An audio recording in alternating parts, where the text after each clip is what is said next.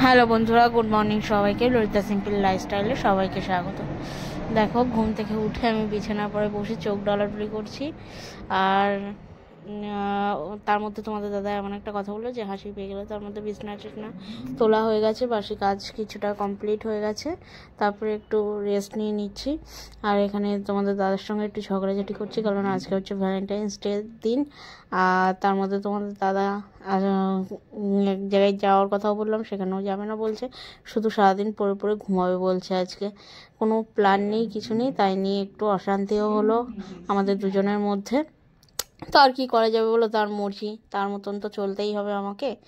তো কিছু করার নেই, একা একা দেখো মন খারাপ করে বসে আছি। তার মধ্যে দেখো আমার কিছু গাছগাছালি ছিল, সেগুলো নয় একটু পরিচর্যা করে নিচ্ছি, কারণ সারা সপ্তাহ তাদেরও যত্ন নেওয়া হয় না। এই রোববার দিনটাই থাকে তাদের একটু যত্ন নেওয়ার জন্য। এদিকে দেখো কত রকম, এদিকে দেখো স্থলপদ্ম গাছটা একটু মাথাটা নষ্ট হয়ে গেছিলো, সেটাকেও কাটিং করে ঠিকঠাক করে দিলাম। আর এদিকে দেখো কাঁঠাল গাছটা দেখাচ্ছি। কাঁঠাল গাছে কিন্তু ছোটো ছোটো অনেক কাঁঠালের জালিও পড়েছে। তো সব কিছু কমপ্লিট করে সকালে খাওয়া দাওয়া করে এখন দেখো দুপুরে রান্না নিয়ে চলে এসেছি। আর এদিকে দেখো জলটা, কেনা জল খাই তো জলগুলো শেষ হয়ে গেছে। তোমার দাদা বলছে জলটা অর্ডার দিতে হবে। তো আমি বললাম ঠিক আছে, দাঁড়াও আমি কাজ বাজ সেরে নিই, তারপরে করে দিচ্ছি। তুমি তো করবে না। আর দেখো তার মধ্যে আমি একটা খুব সুন্দর একটা জিনিস পেয়েছি। এটা হচ্ছে ভ্যালেন্টাইন্স ডেতে দেখো একদম আলুটা দেখো পুরো লাভের মতন। সেটা নিয়ে এসে আমি তাড়াতাড়ি করে তোমার দাদাকে দৌড় মেরে আসলাম দেখানোর জন্য। দেখো আমি একটা জিনিস পেয়েছি। আর এখানে আমি আলুগুলো সেদ্ধ করেছিলাম, কারণ রাত্রে একটু আলুর দম আর রুটি করবো বলেই রেখেছিলাম যে আজকে একটু ঝাল ঝাল করে কষা আলু করবো আর রুটি করব। তো তোমাদের সঙ্গে গল্প করতে করতে আমার রান্নাবান্নাও দুপুর কমপ্লিট হয়ে গেছে, চলে এসেছি খাওয়া দাওয়ার বিয়ে করতে নিয়ে। আর আজকে আমি দুপুরবেলা একদম সিম্পল রান্না করেছি, কিছু বেশি কিছু রান্না করিনি, কারণ প্রতিদিনই রিচ করতে হয়, রিচ মানে হয়ে যায়। তো সেই জন্য আজকে বললাম যে রাত্রেও তো রিচ হবে, তো চলো দুপুরবেলা একটু প্লেনই খাই। তো দুপুরবেলা ছিল হচ্ছে তোমার ভাত ছিল, ডাল ছিল, ফুলকপি ভাজা ছিল আর মাছ ভাজা ছিল। আর দুপুরবেলা খাওয়া দাওয়ার পরে একটু শোয়ার পরে দেখো বিকালবেলা এখন বসে আছি, পাশের বাড়ি থেকে দিদি এসছে, তার সঙ্গে বসে বসে গল্প করছিলাম।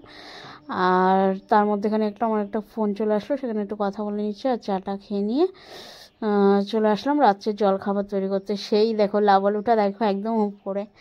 তো চলো, রাত্রে বলেছিলাম আলুর দম করবো, তো তার জন্য আমি সবসময় কী করি জানো, আলুগুলো সেদ্ধ করে নিই হালকা একটু নুন হলুদ দিয়ে ভেজে নিই।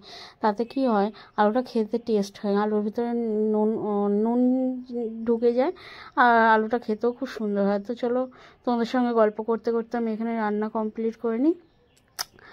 আর তোমাদের দাদার আর কি বলার আছে, সে তো আর আমাকে কোথাও নিয়ে গেল না, সারাদিন বাড়িটা বসে বোরই হলাম।